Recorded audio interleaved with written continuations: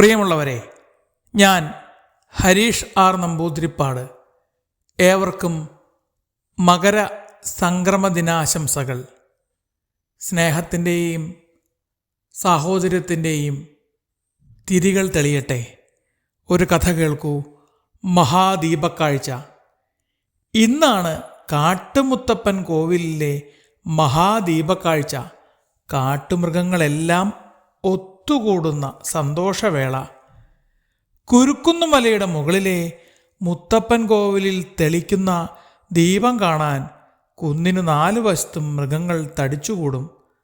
സന്ധ്യാദീപാരാധന കഴിഞ്ഞുള്ള കർപ്പൂര ദീപക്കാഴ്ച വേളയിൽ പരുന്തുകൾ ആവേശത്തോടെ വട്ടം ചുറ്റും. സന്ധ്യാസമയം കഴിഞ്ഞ് സൂര്യപ്രകാശം പൂർണ്ണമായും മങ്ങിത്തുടങ്ങിയപ്പോൾ കാട്ടിൽ 4 ദിക്കിലും നിറദീപങ്ങൾ തെളിഞ്ഞു. കുയിലുകൾ പാട്ടുപാടി, മയിലുകൾ നൃത്തം വെച്ചു. ഇന്നാണു കാട്ടിലെ ദീപക്കാഴ്ച, കാട്ടുമുത്തപ്പൻ്റെ ദീപാഞ്ജലി.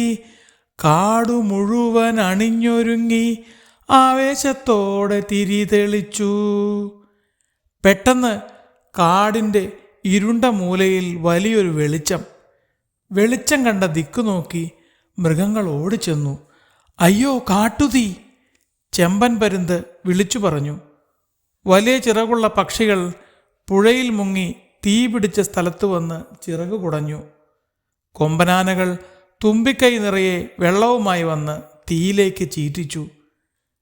ചീരൻകുരങ്ങ് നോക്കുമ്പോൾ എതിർവശത്തെ കുറ്റിക്കാട്ടിൽ ഒരനക്കം. ആരത്? വേഗം പിടിക്ക്! ചീരൻ വിളിച്ചു കൂവി. നോക്കുമ്പോൾ ക്രൂരൻ പുലിയും ഊളൻ ചെന്നായയും ചെല്ലൻ കുറുക്കനും. ചതിയന്മാരെ, നിങ്ങളാണല്ലേ പൊന്തക്കാടിനു തീയിട്ടത്? അത് ഞങ്ങൾ മറ്റുള്ളവരുടെ ശ്രദ്ധ തിരിക്കാനായി ഒരു രസത്തിന് ചെയ്തതാണ്. നിന്റെ ഒരു രസം! രസമല്ല, നിന്നെയൊക്കെ ഇടിച്ച് ചമ്മന്തിയാണ് ആക്കേണ്ടത്. കുട്ടൻ കാട്ടുപോത്ത അമറി. നല്ലൊരു ദിവസമായിട്ട് അവരെ ഒന്നും ചെയ്യണ്ട.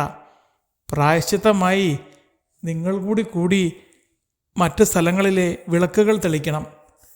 കാടൊന്നടങ്കം ആഘോഷിക്കുമ്പോൾ നിങ്ങൾ മാത്രം വിട്ടുനിൽക്കുന്നത് ശരിയല്ല, ജാനകി പശുവമ്മ പറഞ്ഞു. ഞങ്ങളെ ആരും ഒന്നിനും കൂട്ടാറില്ല, അതുകൊണ്ടാണ് ഞങ്ങളിങ്ങനെ കുസൃതി ഒപ്പിച്ചത്, ചെല്ലൻ വിഷമത്തോടെ പറഞ്ഞു. സാരമില്ല, നിങ്ങൾ മര്യാദക്കാരായി നിന്നാൽ എല്ലാവരും കൂടെ കൂട്ടും. മാത്രമല്ല, പൊതുചടങ്ങുകളിൽ ചേരാൻ ആരും ക്ഷണിക്കേണ്ട കാര്യമില്ല. ചാരു എരുമ ജാനകിയെ പിന്തുണച്ചു. അവർ ഒന്നിച്ച് കൂടുതൽ വിളക്കുകൾ തെളിച്ച് ദീപക്കാഴ്ച മനോഹരമാക്കി.